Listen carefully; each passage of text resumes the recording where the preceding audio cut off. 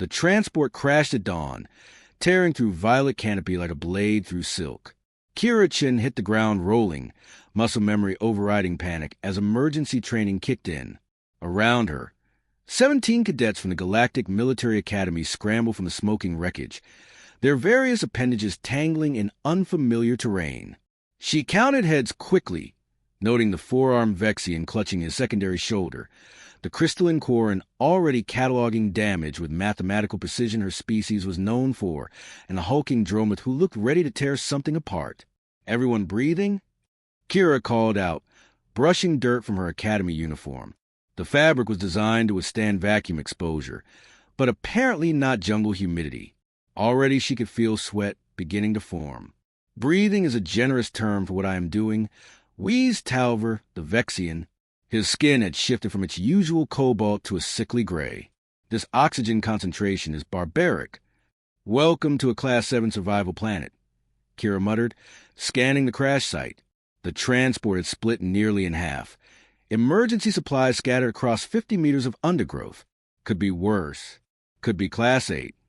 How comforting, came the crystalline voice of Shenna, the Quarren, light refracted through her translucent body at odd angles.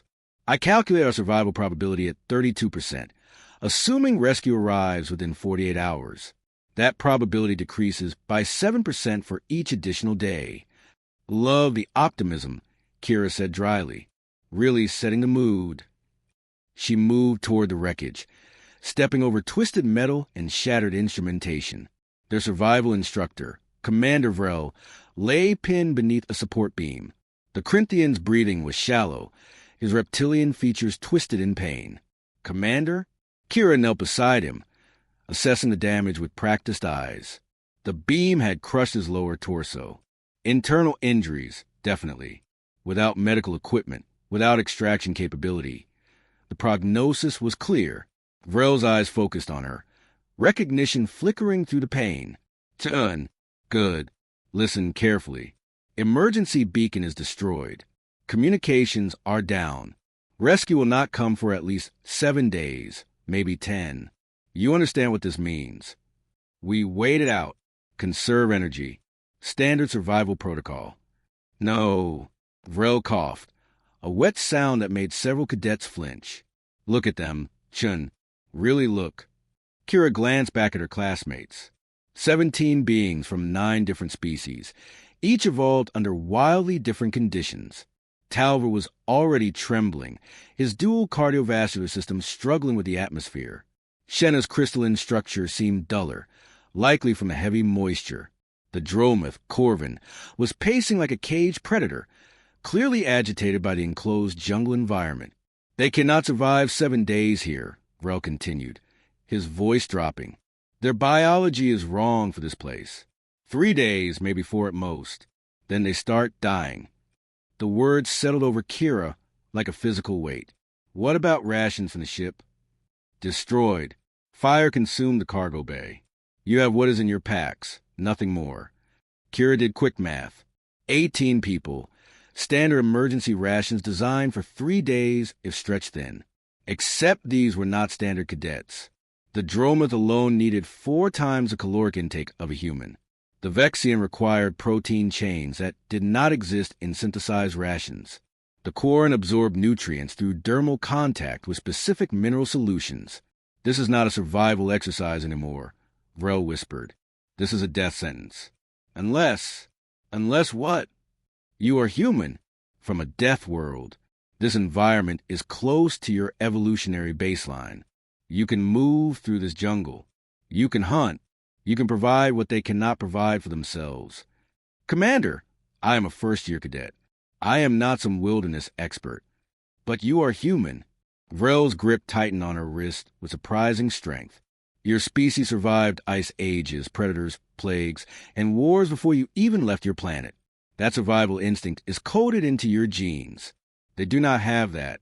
They evolved on safe worlds, comfortable worlds. You evolved where everything wanted to kill you. Kira pulled back, standing abruptly, around the clearing. Cadets were beginning to organize, setting up a basic camp with a discipline drilled into them during academy training. Rena, the Sylphian with her moth-like wings, was directing others to gather intact supplies. Jorvok, a stocky Threndian, was attempting to construct shelter from debris. They moved with purpose, with training, with the confidence of beings who had never truly faced death. Their homeworlds had eliminated predators, controlled weather, engineered safety into every aspect of existence. Even their military training was sanitized, simulated, theoretical. Kira had grown up in the Cascades, where her family still practiced what they called heritage survival skills. Fishing, hunting, tracking. Skills that most humans had abandoned centuries ago. But her grandmother had insisted were important. Because machines fail, girl. And when they do, you better know how to feed yourself. She had thought it was quaint, unnecessary, a hobby for nostalgic old-timers. Now, staring at 17 beings who would slowly starve in a jungle full of food they did not recognize and could not access, she understood. All right, Kira said quietly, turning back to Vrel. What is the terrain like? What am I working with? Dense jungle. River system 1 kilometer west. Predators, definitely, though I cannot specify species. Edible plants exist, but require knowledge to identify. Animal life is abundant. Vrel paused, each breath more labor than the last. You will need to be smart, chun, and careful. You are tough by their standards, but you are not invincible. Noted. One more thing. Vrel pulled a knife from his belt. The blade nearly 30 centimeters, of molecularly aligned steel. Take this. It was forged on Crinthia from metals that endure. It will serve you better than any tool in the wreckage. Kira accepted the weapon, feeling its weight, its balance. The handle fit her grip perfectly, as if made for human hands. Thank you, Commander. Do not thank me. Just keep them alive. That is an order, Cadet. Sir. She straightened into a salute, which Vrel returned weakly. By the time she returned to the main group, basic camp was established. Rena had organized cadets by capability, the moth-winged Sylphian proving to have unexpected leadership qualities. Supplies were inventoried. We have a problem, Shenna announced, her mathematical mind already working through logistics. Rations will last 37 hours at minimum consumption. Water supplies are adequate if we can locate and purify sources. Medical supplies are sufficient for minor injuries only. Communications equipment is destroyed. Emergency beacon is non-functional. So we wait for rescue, Jorvok said, his 3 eyes scanning the jungle nervously. We conserve energy and wait. Waiting will kill you, Kira said flatly. 17 faces turned toward her, expressions ranging from confusion to offense. Commander Vrel is dying. He gives us 7 to 10 days before extraction. Most of you will not make it that long. Your biology is wrong for this place. That is absurd, Talver protested, though his voice lacked conviction. We are trained military cadets. We can endure hardship. You are trained for space combat and theoretical survival scenarios. This is not theoretical. Kira pointed at Talver. Your species evolved on a high-oxygen world with minimal temperature variation. You are already struggling with the atmosphere. 3 days from now, your systems will start shutting down. She turned to Shenna. Korin require crystalline mineral structures for nutrient absorption. There are none in our rations. You are essentially on a starvation diet already. Her gaze swept across the others. Dromoth need massive caloric intake to maintain muscle mass. Sylphians cannot process synthesized proteins. Threndians require specific amino acid chains that do not exist in standard rations. Silence stretched across the clearing, broken only by jungle sounds and the distant call of something large moving through the canopy. What are you suggesting? Rena asked carefully. I am suggesting that I go hunting. This jungle is filled with life. Food. Real food, not synthetic survival paste. I can bring back meat, identify safe plants, locate water sources. I grew up doing this. It is literally in my blood. You are a first-year cadet, Corvin the Dromoth said dismissively. His species valued strength above all else, and Kira knew she looked small to him. What makes you think you can accomplish what 17 trained military personnel cannot? Because I am human, Kira replied evenly. And this is a death world. My species wrote the manual on surviving places like this. Arrogance. Fact. Kira met his gaze without flinching. My home world spent millions of years trying to kill my ancestors. Predators, disease, starvation, climate catastrophes. We survived anyway. Your worlds were gardens by comparison. Safe, stable, comfortable. You never needed to develop the skills I'm talking about, because your evolution never demanded it. So what is your plan? Rena asked, her wings fluttering nervously. You venture into unknown jungle alone while we sit here helplessly? I scout. I hunt. I gather. I bring back food and supplies. You maintain camp, care for the injured, prepare whatever I bring back for consumption. Kira began checking her gear, mentally cataloging what she had to work with. We all survive until rescue arrives. That is the plan. It is insane, Shenna said, though her crystalline features betrayed calculation. However, I cannot propose a superior alternative. My projections show that attempting to survive on rations alone results in 89% casualty rate. I vote we let the human try, said a quiet voice from the back. Lissa, a young feline with feline features, stepped forward. Her species was predatory, though they had evolved past physical hunting millennia ago. I have studied Earth history. Their survival capabilities are documented extensively. If anyone can do this, it is Chun. Kira nodded thanks, then looked at Rena. The Sylthian had emerged as a de facto leader, and her opinion would carry weight. Rena was quiet for a long moment, her compound eyes reflecting jungle light in prismatic patterns. Finally, she spoke. How long will you be gone? First trip? 3 hours, maybe 4. I need to scout the area, identify water sources, locate game trails. I will not go far initially. Once I understand the terrain better, I can range farther. What if something happens to you? Then you are in the exact same situation you would be in if I stayed here and did nothing. Kira hefted Vrel's knife, checking the edge. Only difference is if I succeed, you eat. If I fail, you are no worse off than right now. The logic was brutal but undeniable. All right, Rena said, but you take a communicator. If you can, check in every hour. If we do not hear from you for 4 hours, we assume the worst. Fair enough. Kira spent 15 minutes preparing, stripping unnecessary weight from her pack, securing the knife at her belt, filling water containers. She could feel eyes on her, skeptical, worried, hopeful. The pressure should have been crushing. Instead, she felt focused, calm, like something inside her had clicked into place. Something ancient and primal that recognized this environment as home in a way the sterile corridors of the academy never had. Chun, Tal recalled as she reached the jungle edge. Good hunting. She grinned back at him. I am human. Good hunting is redundant. The jungle swallowed her in seconds, violet canopy closing overhead like a cathedral ceiling. Sounds intensified immediately. Bird-like creatures calling warnings, insects buzzing in harmonic frequencies, something large crashing through undergrowth to her left. The air was thick, humid, oxygen-rich by human standards, but challenging for lungs evolved in thin orbital stations or desert plateaus. Kira moved carefully, placing each foot with deliberate precision. Her grandmother's voice echoed in memory. Walk like water, girl. Be patient. The forest will tell you what you need to know if you shut up and listen. She listened.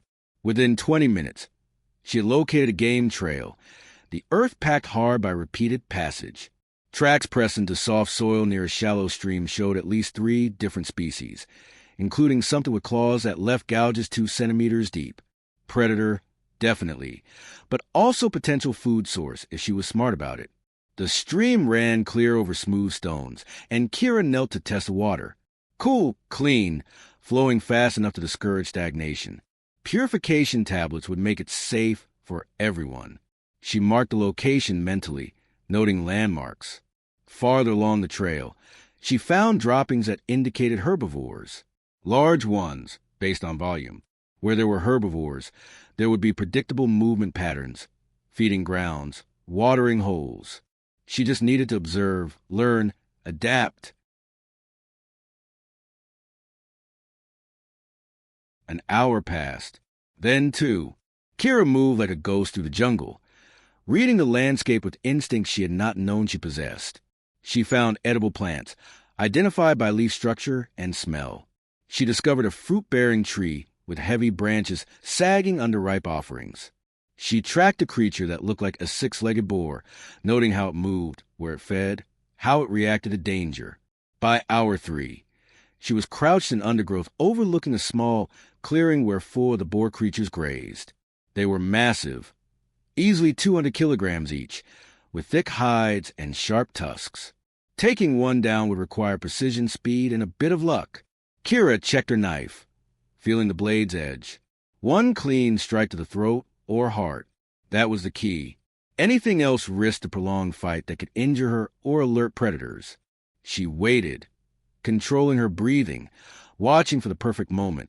The creatures were wary, constantly scanning for threats.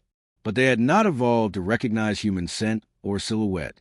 She was invisible to their perception, just another part of the jungle, the smallest of the 4 separated from the group, moving toward a fallen log. Kira tensed, muscles coiling. Closer, just a bit closer. The creature lowered its head to root beneath the log.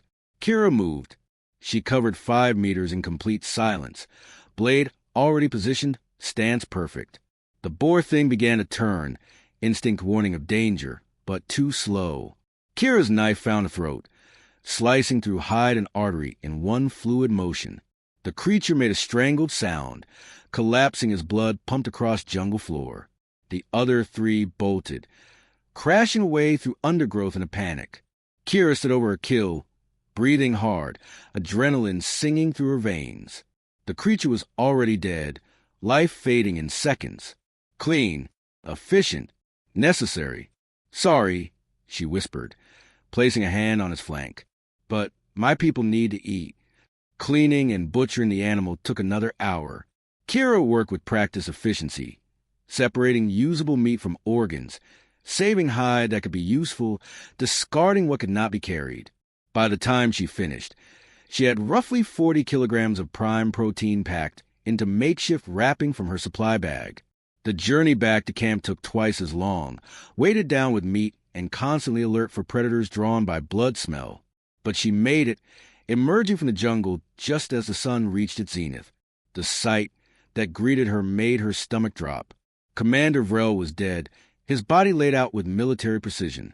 Around him, the remaining cadets looked hollow, frightened, reality settling in with brutal clarity. But when they saw Kira, saw the meat she carried, saw the blood on her hands and the fierce determination in her eyes, something changed. Hope flickered where despair had taken root. Dinner, Kira announced, dropping the heavy pack, is served. Rena moved forward, staring at the fresh meat with disbelief. You actually did it. You killed that thing with just a knife. I am human, Kira said, too exhausted for modesty. This is what we do. She spent the next 2 hours teaching them how to prepare the meat, how to cook it over carefully controlled fire, how to divide portions based on nutritional needs. Talver cried when he took his first bite of real protein, his biology responding immediately to the nourishment. Corvin ate in silence, but his eyes showed newfound respect. Shenna absorbed mineral-rich broth made from bones, her crystalline structure brightening perceptibly. They ate until full, perhaps the first real meal any of them had consumed since the crash. And as darkness fell across the jungle, as predator calls echoed through the night, Kira sat apart from the group, cleaning Vrel's knife with methodical care. Liz approached, settling beside her. You saved us today. Today, Kira agreed. Tomorrow I have to do it again. And the day after that. For 7 more days, maybe 10. You will. I believe that now. Kira glanced at the feline, seeing genuine admiration in her feline features. What changed your mind? Watching you work. You did not hesitate, did not doubt. You moved through that jungle like you owned it, like you were born to it. Because you were. Lyssa's tail flicked thoughtfully. We spend so much time at the academy learning to fight in space, to command ships, to think strategically. But we forgot the oldest form of warfare. The kind where you survive by being stronger, faster, smarter than everything trying to kill you. Your species never forgot. You carry that knowledge in your bones. My grandmother would be proud, Kira said softly. She always said these skills mattered. I thought she was being sentimental.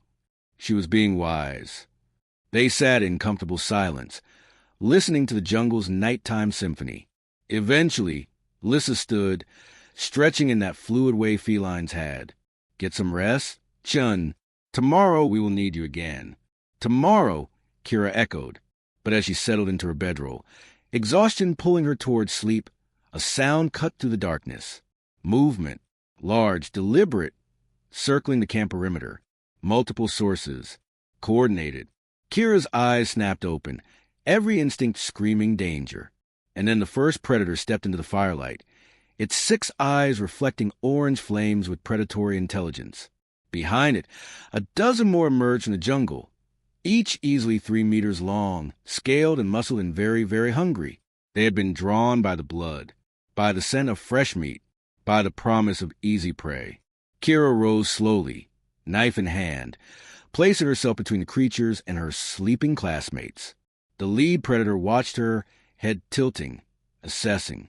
It had never seen a human before, did not recognize the threat, saw only a small, soft thing standing alone. It was about to learn a very painful lesson about what humans could do when protecting their pack. Come on, then, Kira whispered, settling into a combat stance her body remembered from 1,000 training sessions and 1,000,000 years of evolution. Let me show you why my species conquered a Deathworld. The predator lunged, and Kira moved to meet it, blade flashing silver in firelight. The predator came fast, faster than Kira had anticipated, its scale body uncoiling like a spring loaded with lethal intent. She dropped low, feeling claws slice through air where her head had been a heartbeat before, and drove Rel's knife upward into the soft tissue beneath the creature's jaw. Hot blood sprayed across her face as the blade found something vital, and the predator collapsed with a gurgling scream that woke the entire camp. Chaos erupted instantly. Cadets scrambled from bedrolls as more predators surged forward, drawn by their pack-mate's death cry. Kira yanked her knife free, already spinning toward the next threat. Behind her, she heard Corvin roar, the massive droma finally finding a fight that matched his warrior instincts. Something metal rang against scales as Jorvok swung a salvage support beam like a club. Circle formation. Rena's voice cut through the panic, her command training overriding fear. Protect the injured. Weapons. Anything sharp now. The cadets responded with impressive speed, forming a defensive perimeter around the fire.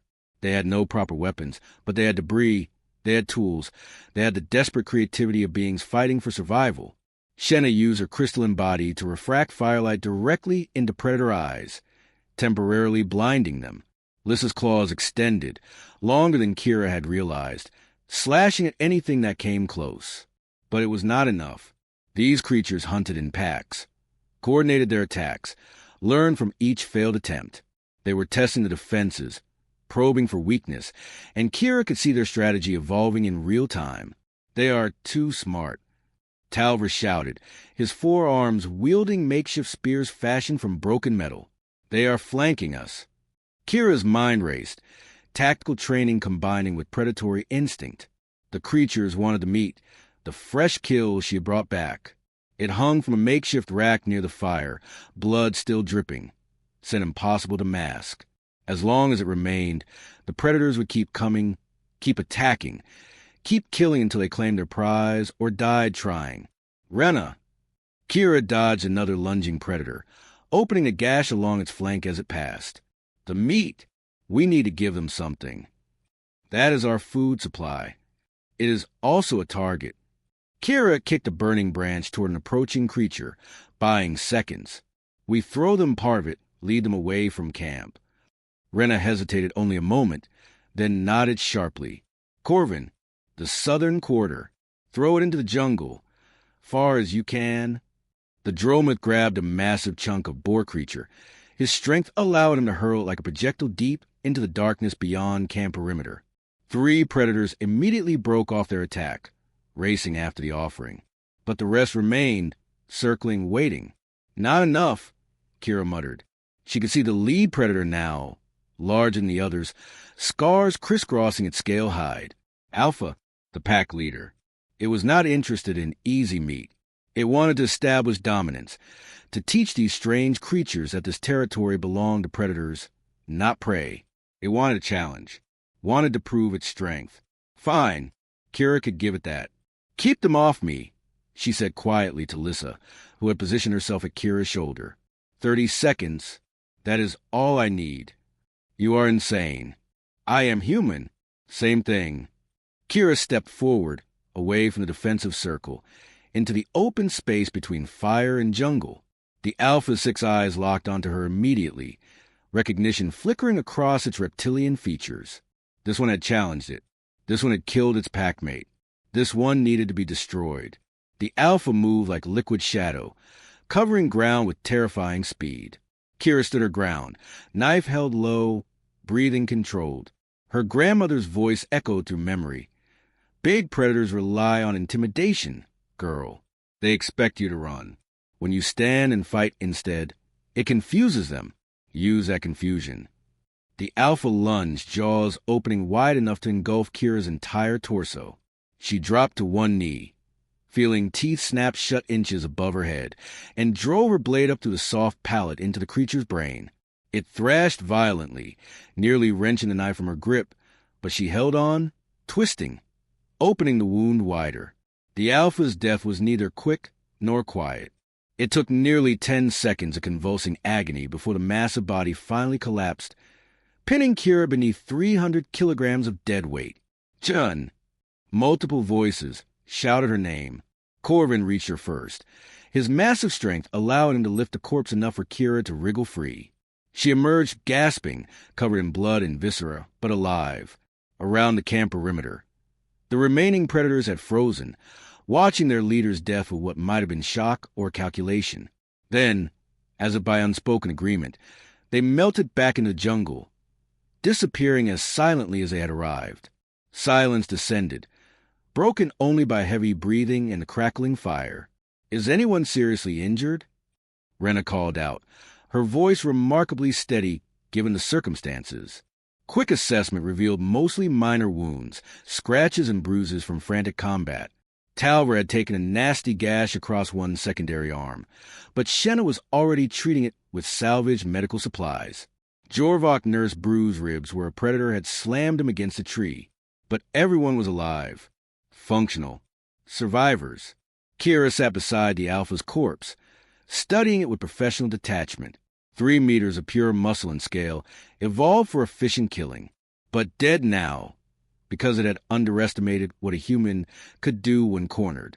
"That was the stupidest, bravest thing I have ever witnessed," Lissa said, settling beside her. The felin's fur was matted with blood, her claws still extended. You challenged an apex predator in single combat. It would have kept attacking until it won or died.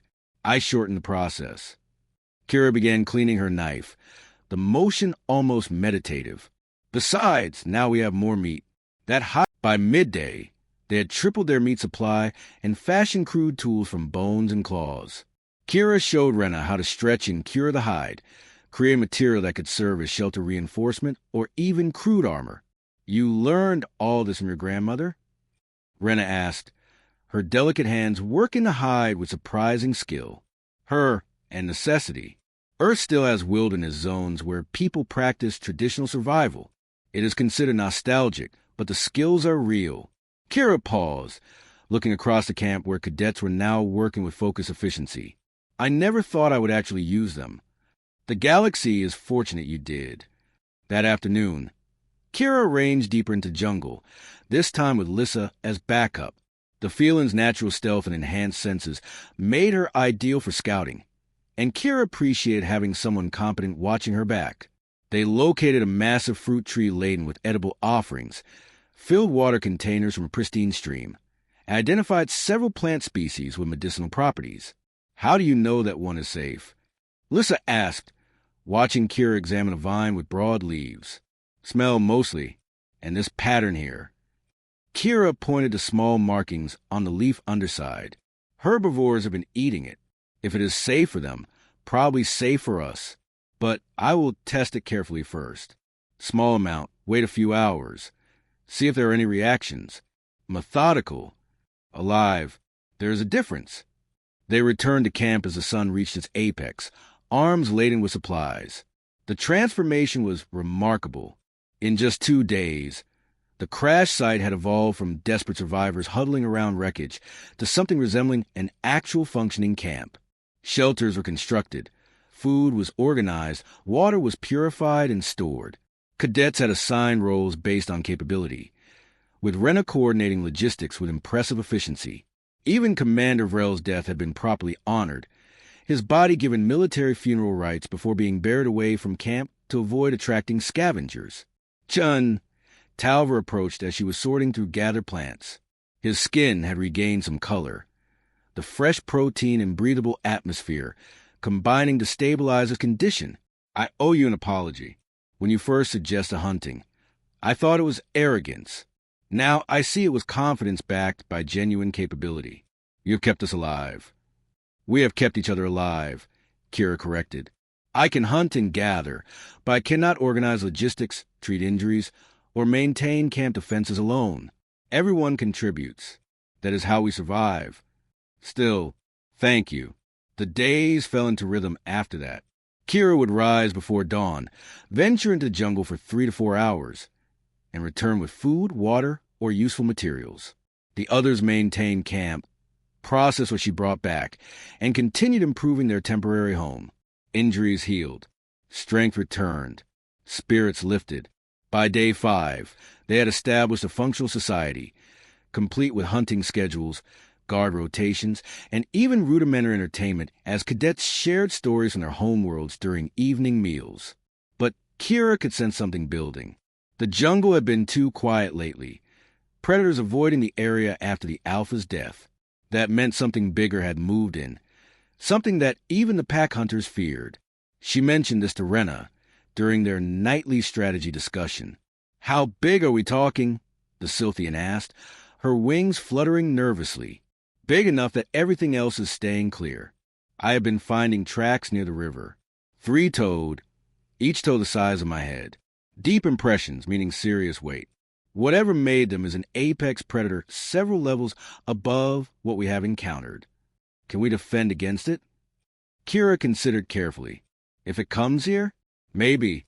If we are lucky and smart and very, very coordinated. But honestly, best defense is not being here when it arrives. We cannot move Commander Vrel's burial site. Military protocol requires. Screw protocol, Kira said bluntly. Vrel told me to keep you alive. That was his last order. I intend to follow it, even if it means bending some rules. Rena was quiet for a long moment. You have changed, Chen. When we started academy training 6 months ago, you were quiet, followed orders precisely, never pushed boundaries. Now you are giving orders, making command decisions, and everyone listens. Survival changes people. It strips away the unnecessary and leaves only what matters. Kira looked at the sleeping forms of her fellow cadets, these beings from across the galaxy who had become something like family. I learned that I am good at keeping people alive. Turns out that matters more than I realized. It matters very much. Day 6 brought the storm. Kira sensed it hours before the first drops fell, reading the jungle's behavior, the way birds went silent and small creatures sought shelter. She directed everyone to reinforce structures, secure supplies, and prepare for serious weather. When the deluge arrived, it was biblical. Rain fell in sheets, so thick visibility dropped to mere meters. Wind howled through canopy with enough force to tear branches from trees. Lightning illuminated the jungle in stark flashes, thunder following with bone-shaking intensity. They huddled in reinforced shelters, listening to nature's fury rage around them. Water poured through every gap, turning the ground to mud, threatening to wash away everything they had built. For 6 hours, the storm battered them without mercy, testing their constructions, their resolve, their will to survive. And then, as abruptly as it began, the storm passed. Silence descended, eerie and complete. Kira emerged from shelter, surveying the damage. Structures had held, though several needed repairs. Supplies were mostly intact, protected by the hides they had cured. But the jungle itself had transformed, water everywhere, familiar landmarks obscured by flood and debris. "Everyone accounted for," she called out. "All present," Rena confirmed. "Some injuries, nothing serious. But Chen, you should see this." Kira followed the Scythian to the camp's eastern edge, where the storm had torn away a massive section of undergrowth. Revealed beneath was something impossible, something that made Kira's breath catch.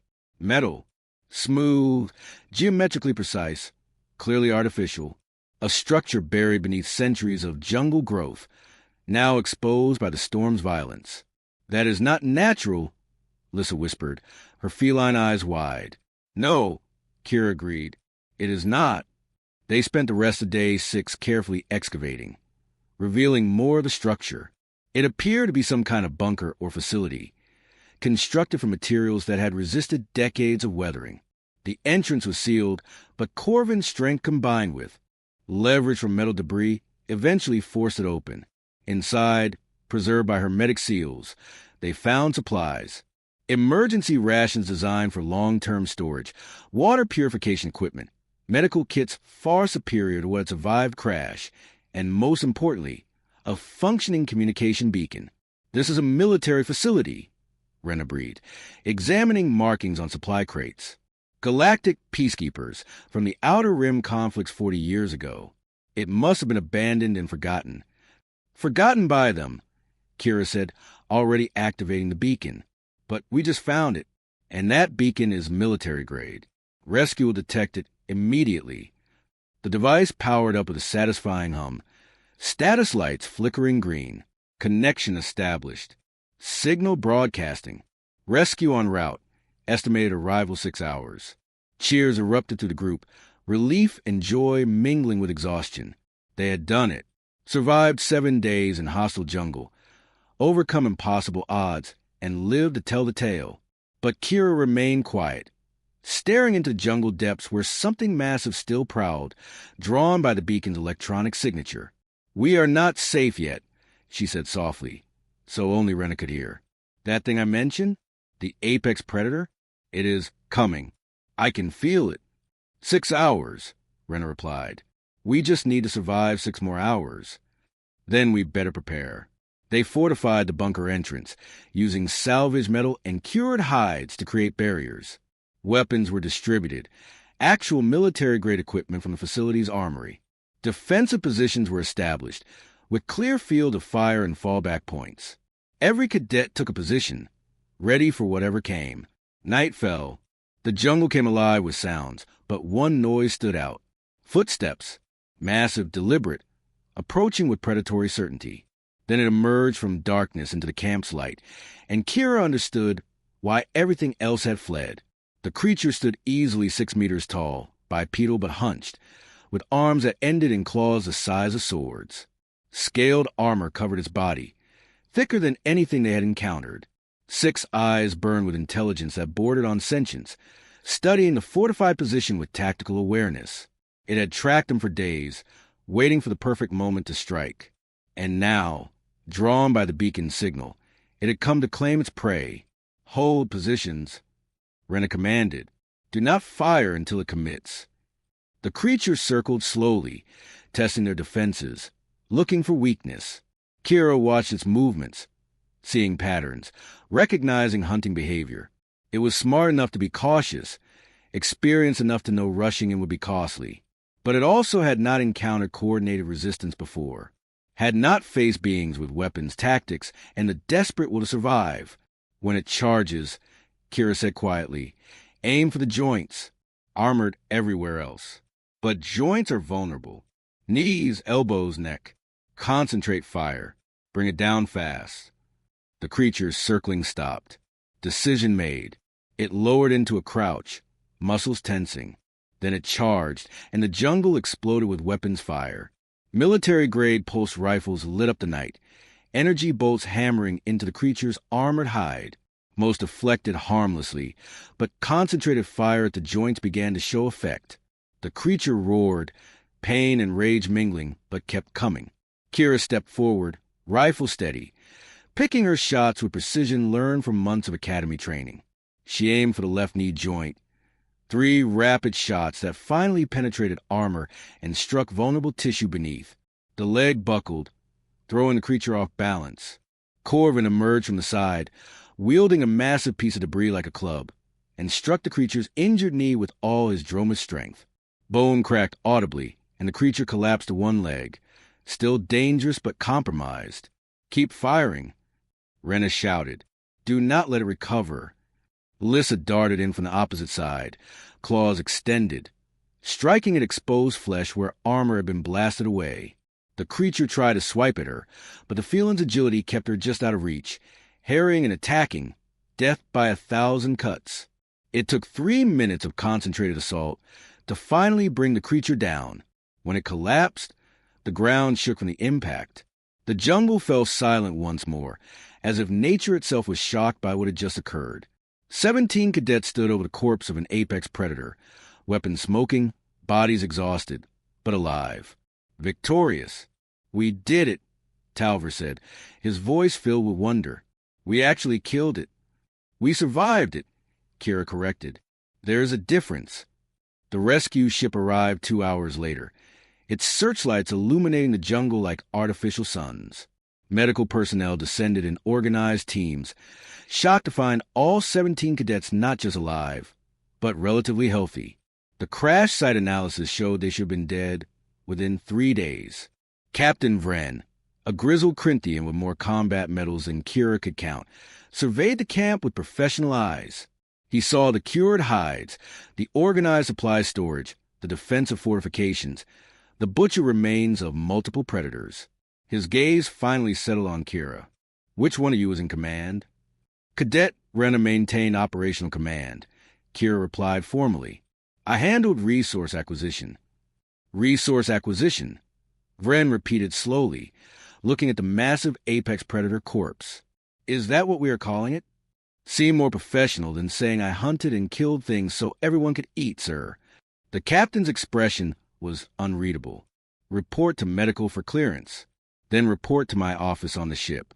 All of you, I want to understand how first-year cadets survived 7 days on a Class 7 survival planet with military efficiency." The medical examination took an hour. Kira was declared healthy aside from minor lacerations, bruising, and borderline exhaustion. Every cadet received similar assessments, the medical team openly baffled by the lack of serious injuries or malnutrition. Captain Vren's office was sparse but functional, decorated only with tactical maps and commendations. He listened to their report in silence, occasionally making notes, his reptilian features betraying no emotion. When they finished, he sat back, studying them with unreadable eyes. "In 40 years of military service," he said finally, "I have never seen a survival situation handled with such competence.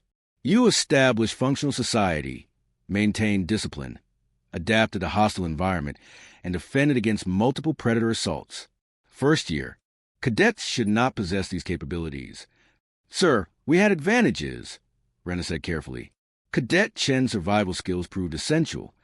I am aware of Cadet Chen's contributions. I am also aware that the rest of you adapted, learned, and supported her efforts with remarkable efficiency. That speaks to leadership, to trust, to unit cohesion that typically takes years to develop." Vren's gaze swept across all 17 cadets. "You functioned as a military unit under impossible circumstances. That is noteworthy." He pulled up a holographic display, showing academy rankings. Before this incident, most of you were middling students. Average scores, unremarkable performance, destined for standard postings. Now, you have survived something that kills trained soldiers. You have practical experience most officers never acquire. That changes everything. "Sir," Kira asked uncertainly, "effective immediately, you are all being promoted to advanced tactical training programs. Your survival demonstrated capabilities that cannot be taught in simulations. The Academy needs soldiers who understand real combat, real survival, real leadership under pressure." Vren smiled slightly. "Congratulations. You just became the most experienced first-year cadets in Academy history." Silence filled the office as the words sank in. Then Talver started laughing, a sound of pure relief and exhausted joy. Others joined in, the tension of 7 days finally breaking, replaced by triumph and disbelief. Kira remained quiet, processing everything. 7 days ago, she had been a mediocre student with heritage skills she considered quaint. Now she was apparently being fast-tracked through military advancement because those same skills had kept 17 beings alive. Cadet Chen, Vren said, focusing on her. Your service record will reflect exceptional performance under extreme conditions. Additionally, Commander Vrel's knife is yours to keep. He would have wanted you to have it. Kira touched the blade at her belt, feeling its familiar weight. Thank you, sir. Do not thank me. Thank your grandmother for teaching you what mattered. Thank your fellow cadets for trusting you when logic said they should not. Thank yourself for being human, when being human meant the difference between life and death. 3 weeks later, Kira stood before the advanced tactics class, 17 familiar faces among the hundreds of cadets listening to her survival lecture. She had been asked to document her experience, to teach others what she had learned, to pass on knowledge that might save future lives. Survival is not about strength, she said, her voice carrying through the lecture hall. It is not about weapons or technology or superior firepower. It is about adaptation, about reading your environment, understanding threats, and using every resource available. My species learned this lesson across millions of years.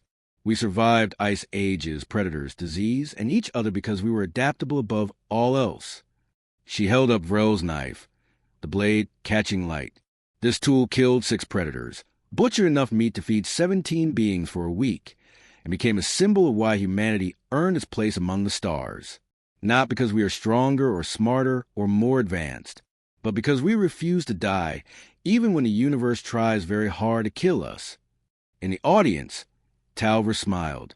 Rena's wings fluttered with pride. Lissa's tail swished with satisfaction. Corvin nodded with hard-earned respect. Shenna's crystalline features reflected light in patterns that might have been approval.